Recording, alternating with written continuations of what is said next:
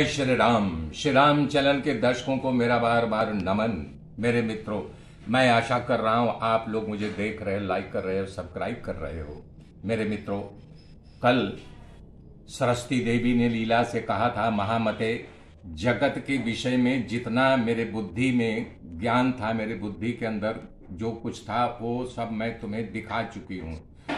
अब इस समय जगत के बारे में हमारी बुद्धि में अब कोई ऐसा नहीं है कि हम तुम्हें उस बारे में बता सके। मैं इसके लिए अपनी असमर्थता व्यक्त कर रही हूँ।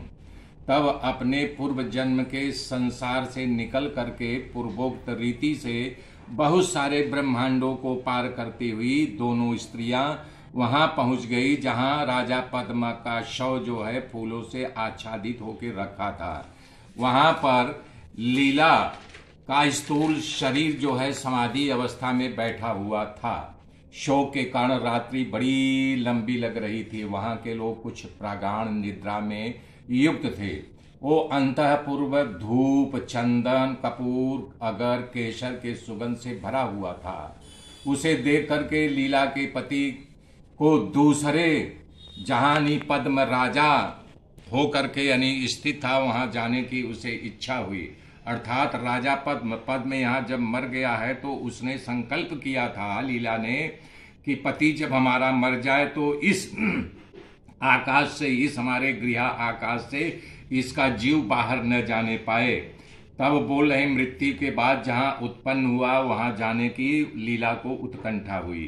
तब वो दोनों देवियां पुनः आकाश को लांघ करके उस भूतल पर पहुंची जो पर्वत मालाओं के था, समुद्र से घिरा हुआ था।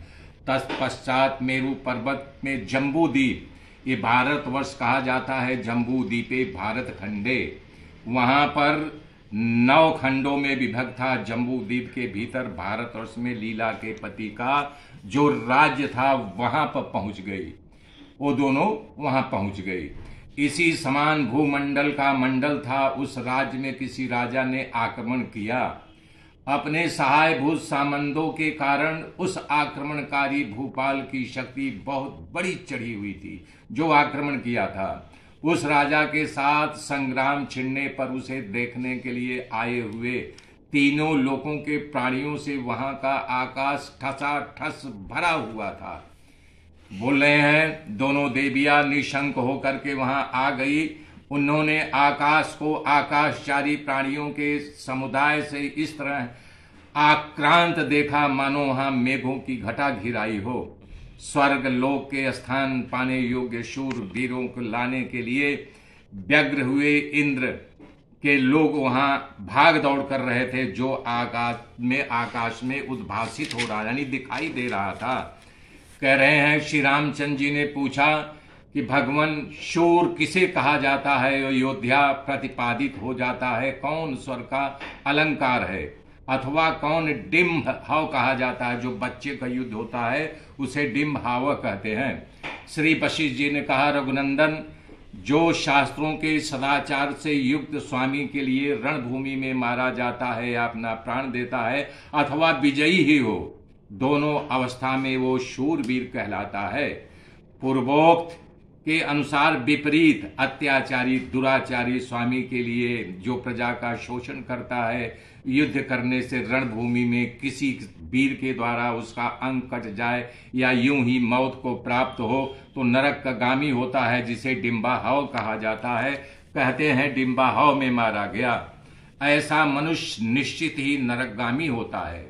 जिसका आचरण शास्त्र के अनुकूल नहीं है, उसके लिए जो मनुष्य युद्ध करता है और युद्ध करते हुए संग्राम में मारा जाता है तो सदा बने वाले नरक में उसकी द्वार खोला जाता है, उसे नरक में ढकेल दिया जाता है। संभव शास्त्र की आज्ञा और लोकाचार का पालन करने वाला जो व्यक्ति रणभूमि में धर्म युद्ध करता है तथा जो ऐसे ही सदाचारी स्वामी का भक्त होता है, वही शूर कहलाता है। शुद्ध बुद्धि वाले रघुनंदन, जो गौ, ब्राह्मण तथा मित्र की रक्षा के लिए अपना प्राण देता है अथवा शरणागत की रक्षा करने के लिए यत्न करते हुए मारा जाता है, तो वो शूरवीर सज्जनों की दृष्टि में पूर्व लोक में अलंकित किया जाता है। कह रहे हैं गो रक्षे ब्राह्मण अस्तार्थे मित्र अस्तार्थे च सन्मते शरणागत्यस्तेन तह मृतः स्वर्ग भूषणम। कह रहे हैं कि जो गौ की रक्षा करता है, ब्राह्मण की रक्षा करता है, मित्र की रक्षा करता है, अपने शरण में आए हुए की रक्षा करता है, वो स्वर्ग का भूषण कहा जाता है। मेरे मित्रों, आगे की गाथा कल बोलूंगा, तब तक के लिए जय श्री राम, जय श्री राम, जय श्री राम।